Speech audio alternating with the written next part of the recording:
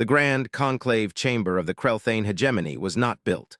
It was grown from polarized crystalline structures deep within the cold, compressed mantle of the primary capital world, a space where the weight of geological epochs pressed down upon the living history of the sector.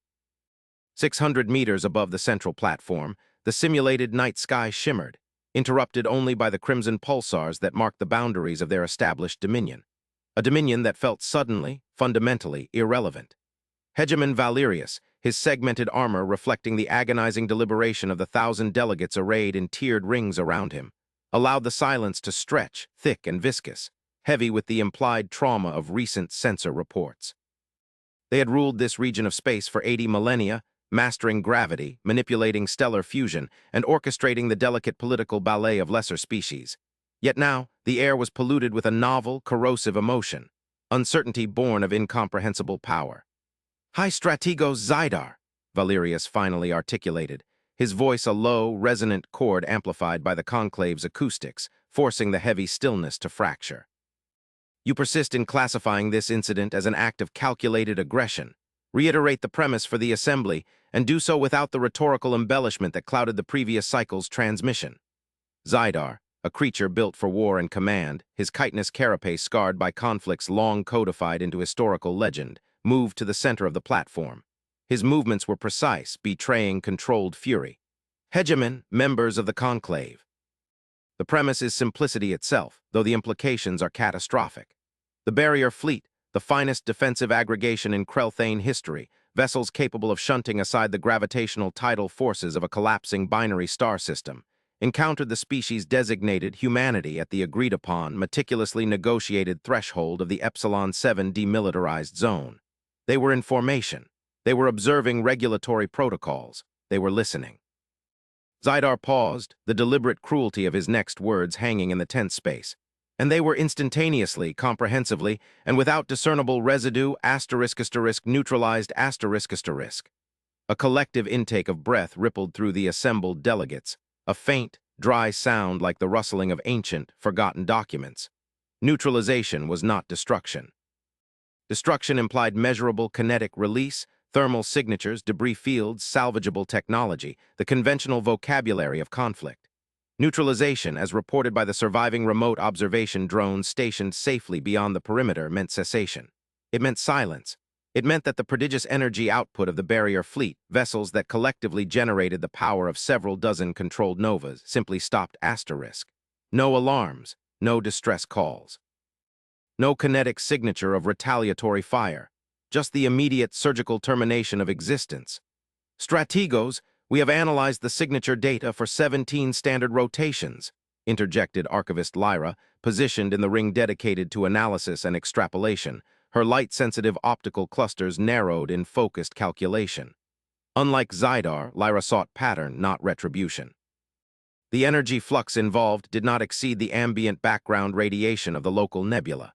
Furthermore, the human diplomatic envoy claims they only enforced standard systemic stability protocols regarding the fleet's specific spatial positioning within the exclusion zone. They defined the incident as a self-correcting thermodynamic realignment, not a hostile action. Zidar slammed a fist onto the polished obsidian of the platform, the resulting resonance a sharp counterpoint to Lyra's measured tone. "Protocols, realignment. These are the euphemisms of a species mocking our capacity for comprehension. They extinguished our apex military formation using less energy than required to boil a single liter of water, relative to the scale of the target. They have mastered something that violates every known principle of managed conflict. We call it oblivion, wrath, because that is precisely what it felt like, the sheer, cold indifference of existence being cancelled. And they did it to enforce a bureaucratic line drawn on a stellar chart. That is not logic, Archivist. That is the terrifying predictability of a higher predator enforcing territory." The hegemon raised a hand, demanding silence, his gaze sweeping over the conclave. "We must understand the distinction, delegates. Is this display of incomprehensible power, this oblivion's wrath, as it is colloquially termed by our terrified scouts, an inherent, uncontrolled byproduct of their existence, or is it a calculated, strategic terror weapon? Their presence in the galactic tapestry is anomalous. They appeared suddenly. less than 300 cycles ago, emerging from a backwater stellar cluster previously deemed resource-poor and geologically insignificant. They built immense structures, yes, but they refused to participate in the established market economy of the Galactic Congress. They do not fight over planets. They do not bargain for mineral deposits. They simply are, and they are terrifyingly capable of asserting their being. Valeria stepped closer to Lyra's position. Archivist, your specialization is xenopsychology. You have devoted the last 50 cycles to analyzing their historical transmissions, their cultural narratives, their philosophical underpinnings. You maintain that they are not inherently aggressive. Explain to the conclave how a species that commits acts of instantaneous, fundamental neutralization on our most powerful assets can be classified as anything other than an existential threat. Lyra activated the holographic display above the platform, projecting a slow-motion sequence of Earth's history, a swirling tapestry of conflict and construction, destruction and innovation. Hegemon, their history is indeed soaked in rapid, brutal conflict. Yet there is a profound, recurring dialectic present, the constant struggle for ethical ascendancy over capability. They possess immense capacity for self-destruction, far greater than ours at equivalent technological markers. But they survived those bottlenecks. They did not achieve stellar dominance through conquest of neighbors. They achieved it through solving their own internal crises, crises of energy distribution, ecology, and psychological stability. Their evolution was driven not by the desire to dominate others, but by the desperate necessity of preventing their own annihilation.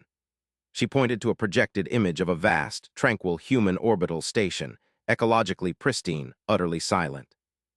They call their current societal structure the Consolidated Terran Protocol, a complex system of governance focused on efficiency and sustainable expansion.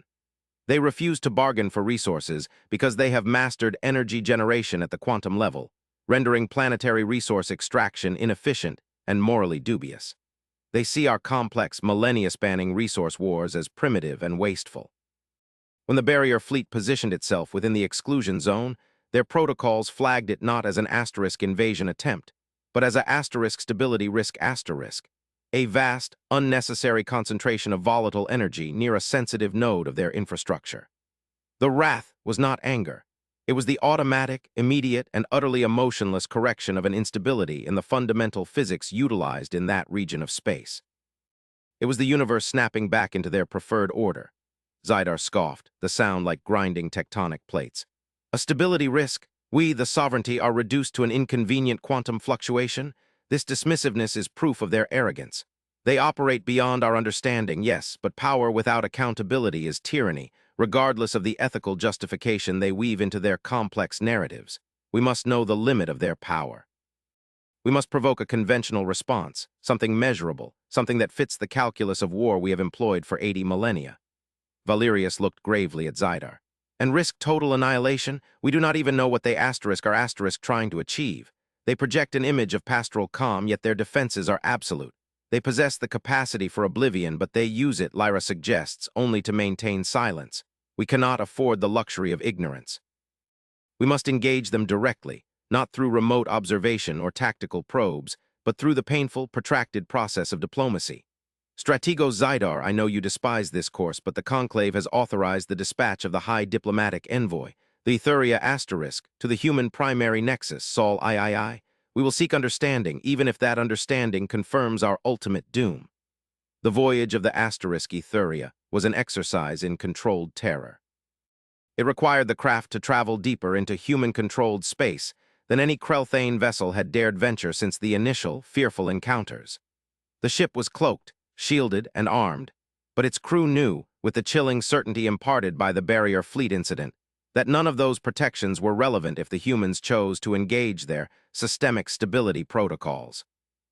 They moved through regions of space where the conventional laws of physics seemed subtly warped, where stellar light shifted colors inexplicably, and where gravity fields were managed with an effortless precision that betrayed engineering capabilities far beyond mere efficiency.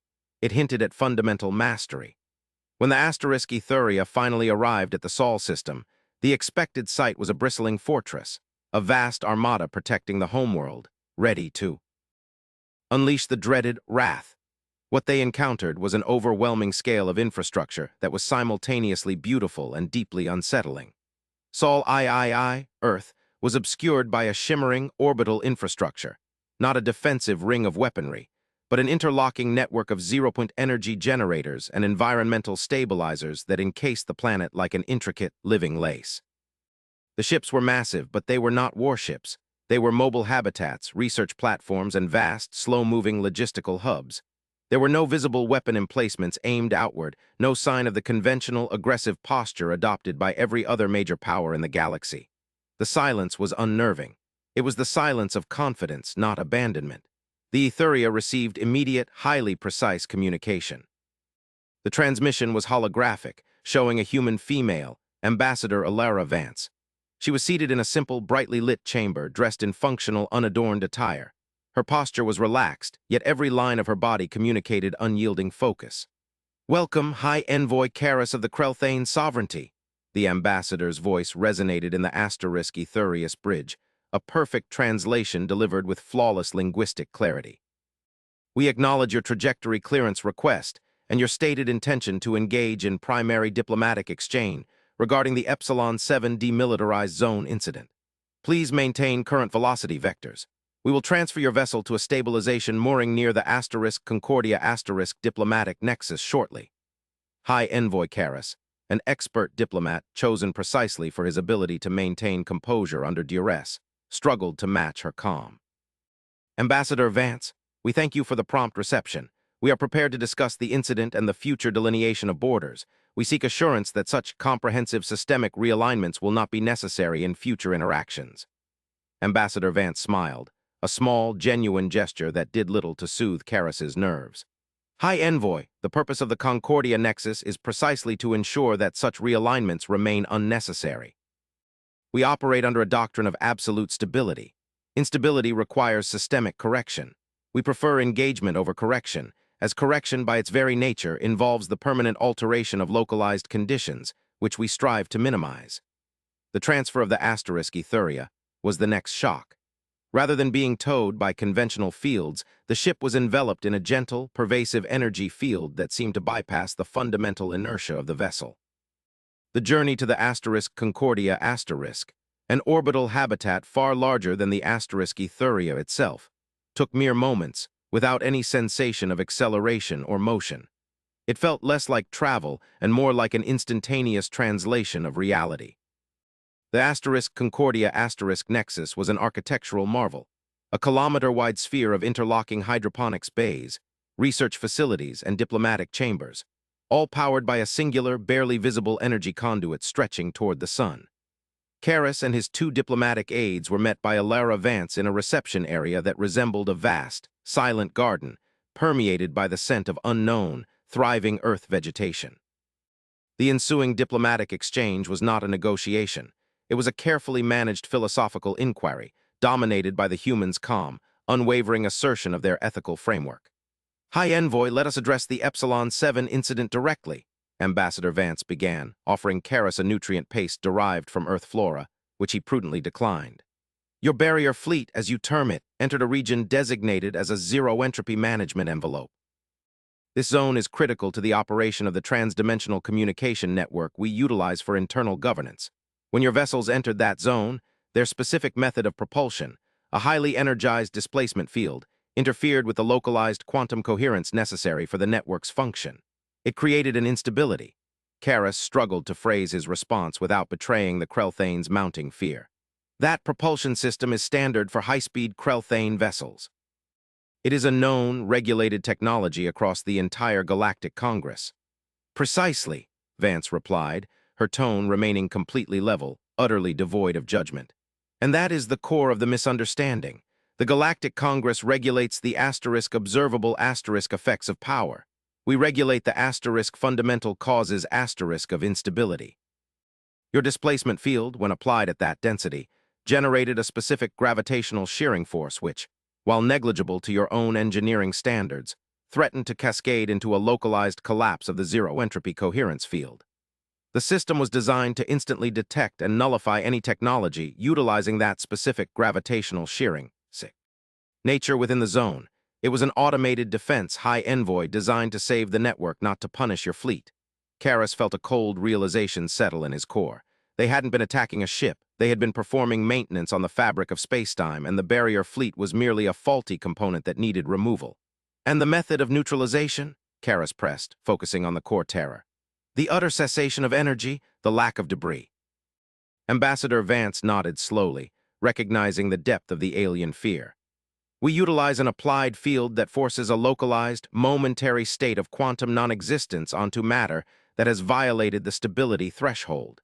It is not destruction in the conventional sense.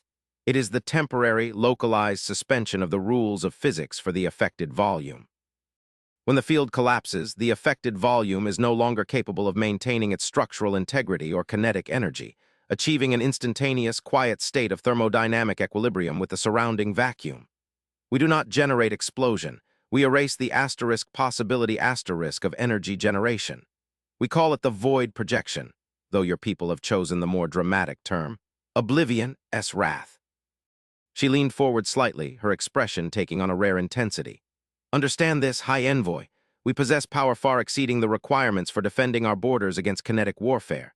If we wish to engage in aggressive expansion or territorial conquest, we would not use the void projection.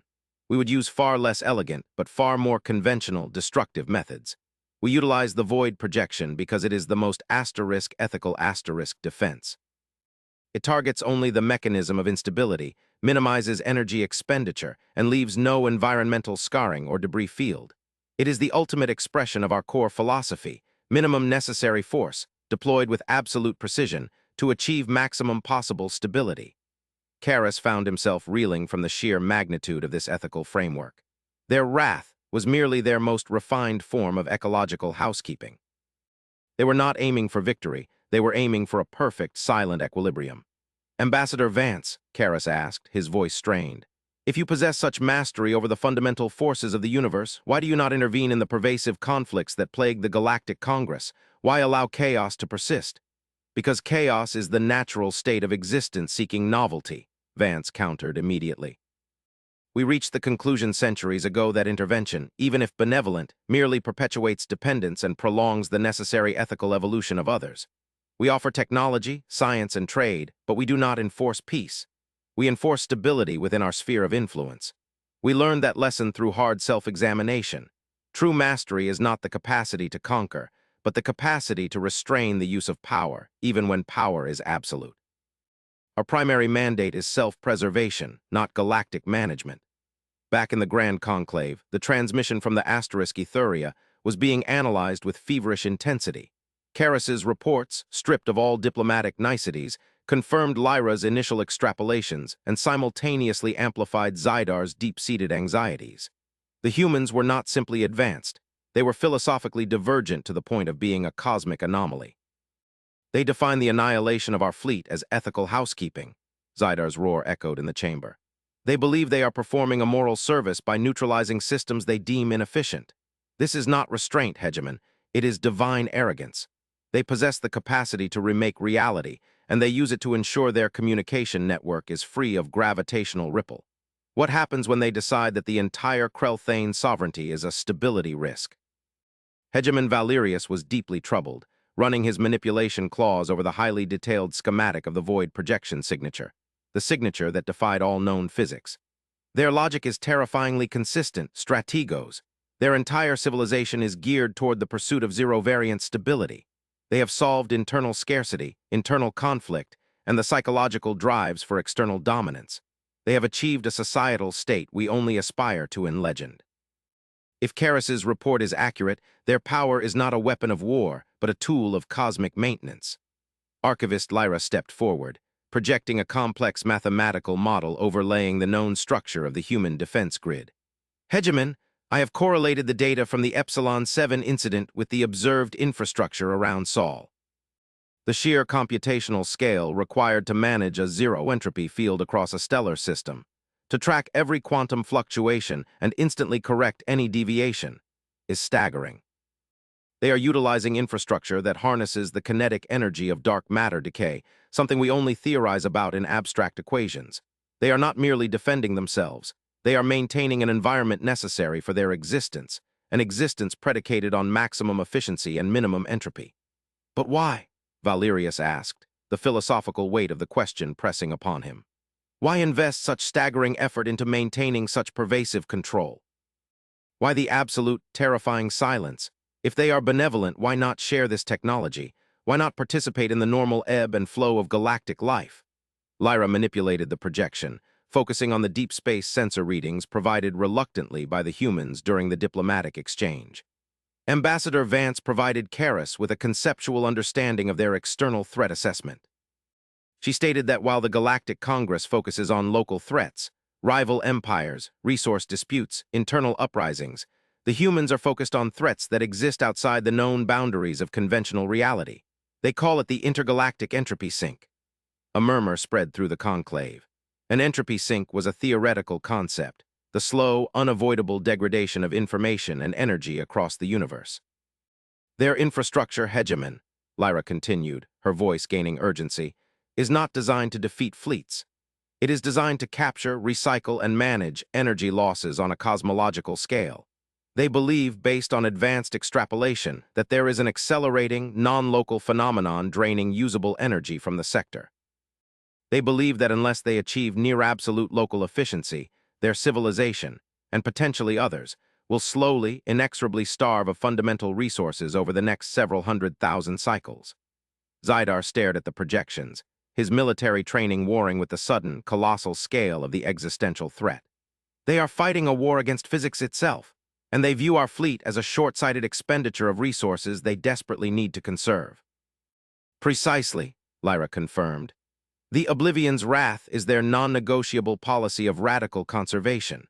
They cannot tolerate wasteful energy expenditure, even on the scale of a single Krelthane warship, because they are hoarding every joule for a cosmic struggle we haven't even begun to recognize. Their calm, their ethical superiority, their refusal to engage in conventional conflict, it is all predicated on a deep, terrifying understanding of a future where all the petty squabbles of the galaxy will be meaningless.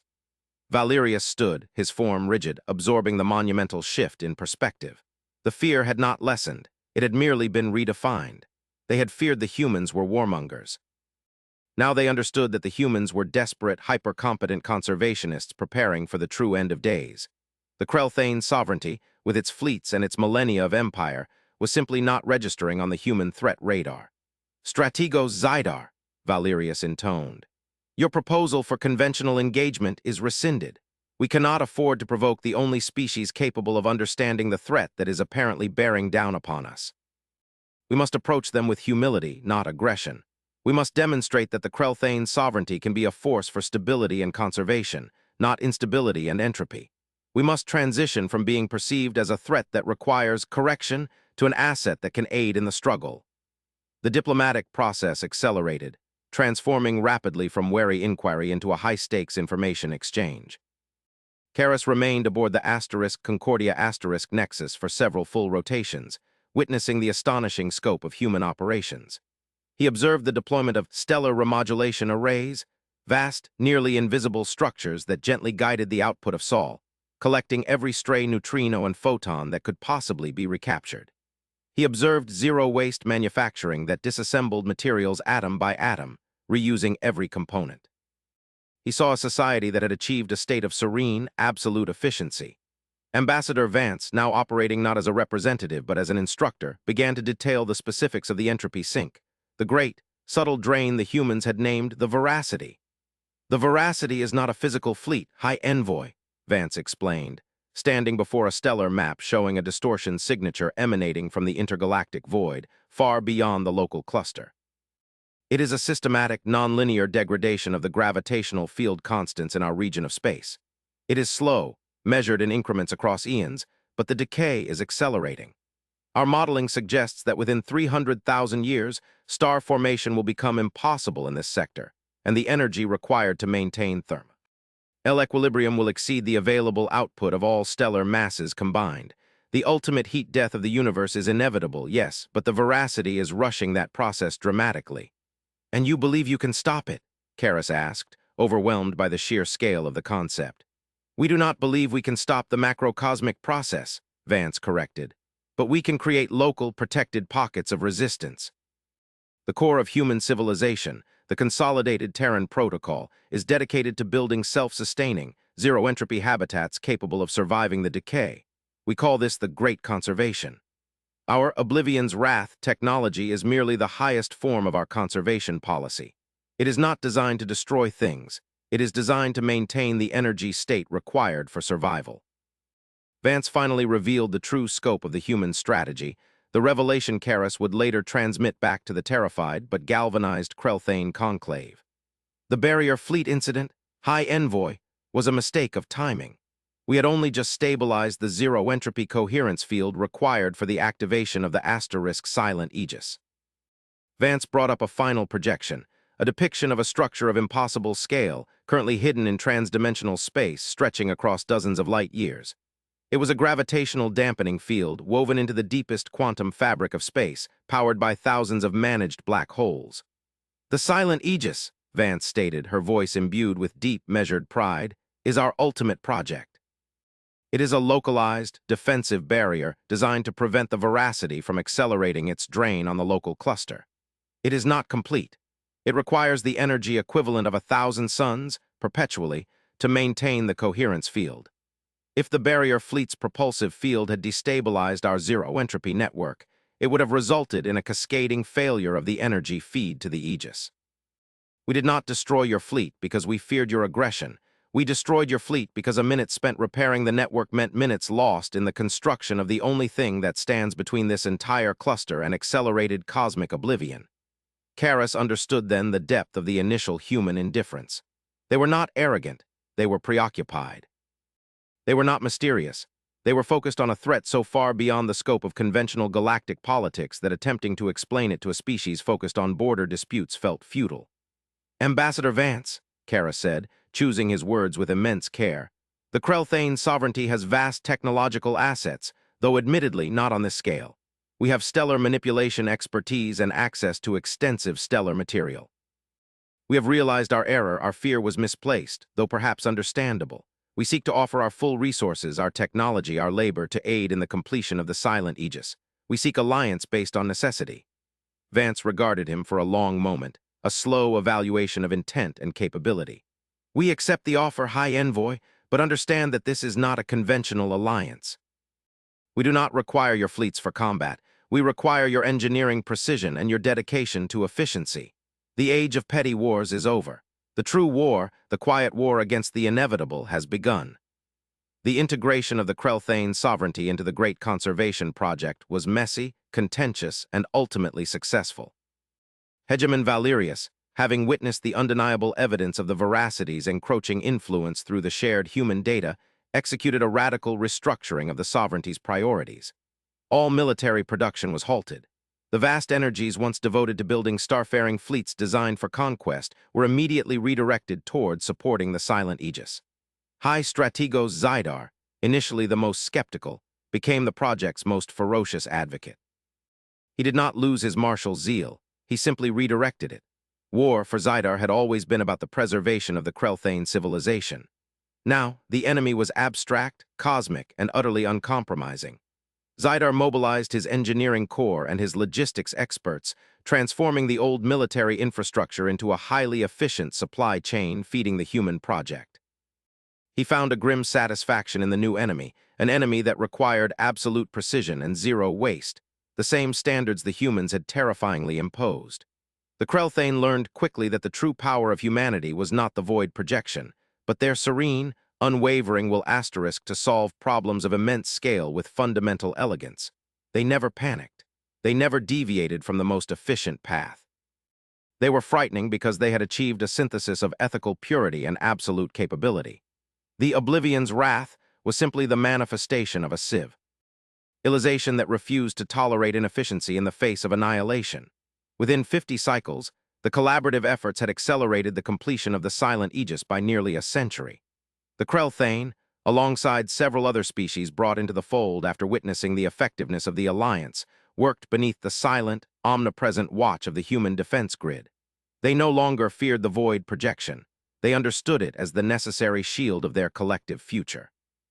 The moment of the Aegis's final activation was not celebrated with fanfare, but with a profound, almost silent sense of relief.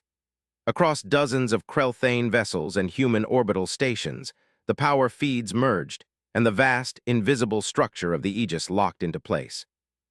Hegemon Valerius stood in the central observation deck of the newly renamed Unity Nexus, a station jointly governed by humans and Krell, watching the distant stellar light subtly bend around the newly stabilized boundary. Ambassador Vance stood beside him, her expression calm, her gaze focused on the deep void. "We have achieved stability, Ambassador," Valerius stated, the sense of historical culmination heavy in his voice. "The drain of the veracity has been mitigated in our local cluster. Our civilization is protected. You have saved us, though we initially interpreted your self-defense as a declaration of doom." Vance turned, her eyes holding a depth that seemed to encompass millennia. "The Aegis is a victory of temporary scale, Hegemon. It secures this sector for the foreseeable future, yes, but the fundamental forces of the universe do not cease their operation because we have built a clever fence." Valerius felt a familiar tremor of uncertainty. "There is more. After all this effort, all this sacrifice, is the existential threat not fully contained?" Vance looked back at the deep void where the distortion of the veracity originated, and she reached out, touching a subtle energy signature glowing faintly on the console. "The veracity is a threat because it drains energy. It speeds up the inevitable heat death, but it is passive. It is simply a fundamental decay in the constant of gravity. The true reason for the Aegis, Hegemon, is not simply to hold back the decay."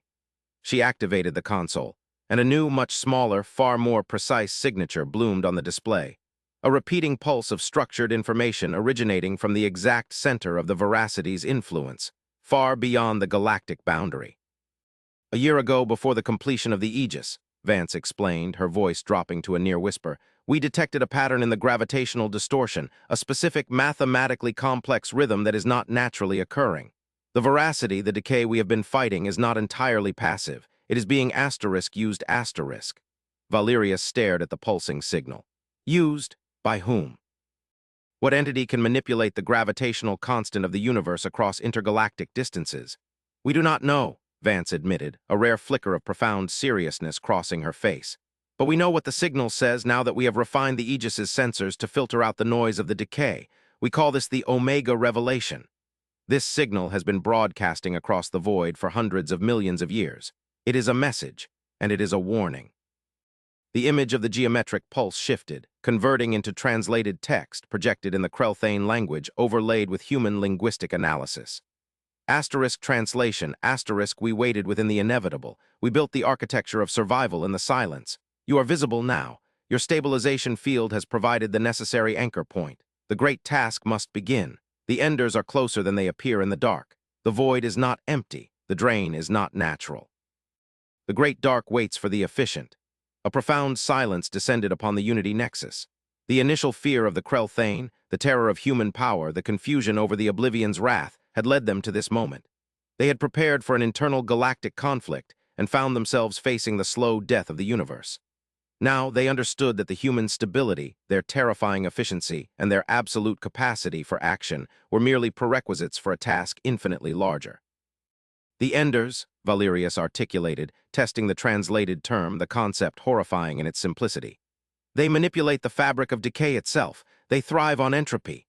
The drain, the veracity, is a tool to smoke out the remnants of advanced civilizations," Vance confirmed, her gaze hardening with a resolve born of generations of preparation.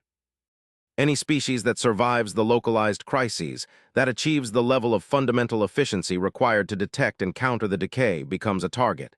The Aegis was the test. We passed. Now we have their attention." Vance did not panic. She did not display fear. She merely shifted her posture, moving instantly from the state of serene conservation to the posture of necessary, terrifying action. "The true purpose of the Consolidated Terran Protocol was never merely to survive, Hegemon," Vance explained, the emotional gravity of her revelation shaking the Krell to their core. "It was to become a system capable of fighting an existential war that transcends scale. Our commitment to minimum necessary force, that stops today. We now know that the efficient, quiet power we have cultivated is precisely what the enders seek to eradicate. We must become the maximum necessary force. We must deploy the Oblivion's wrath not as maintenance, but as retribution." Valerius looked at the serene, highly ethical human ambassador, seeing past the diplomatic veneer to the immense, terrifying power held in reserve. He finally understood the full, fearful implication of the title his people had mistakenly assigned them. The humans were not just capable of destruction. They were capable of enforcing existence against cosmic negation. Their wrath was the only shield against universal erasure. Ambassador Vance, Valerius said, straightening his form, the ancient political fear finally replaced by a grim, shared dedication. The Krellthane's sovereignty stands ready. Tell us what is required to transform our alliance of stability into an alliance of survival. Show us how to wield the true Oblivion's wrath. Vance gave a small nod, the shadow of a smile returning, but this time it was a smile of grim, utter determination. We begin by integrating the power of the silent Aegis not only to defend, but to project. The Enders are waiting for the efficient. We will show them that efficiency is not fragility. We will show them the terrifying precision of a species that has mastered its own chaos and directed its immense, focused will outward. The long conservation is over. We fight for the light of existence itself. The immense, integrated systems of the Unity Nexus hummed, no longer in the service of quiet maintenance, but in preparation for a conflict that spanned the void between galaxies, a testament to the fact that the species once feared for its quiet power was now preparing to unleash the absolute, necessary maximum force of creation against the forces of cosmic dissolution, ready to become the final, unwavering bulwark against true oblivion.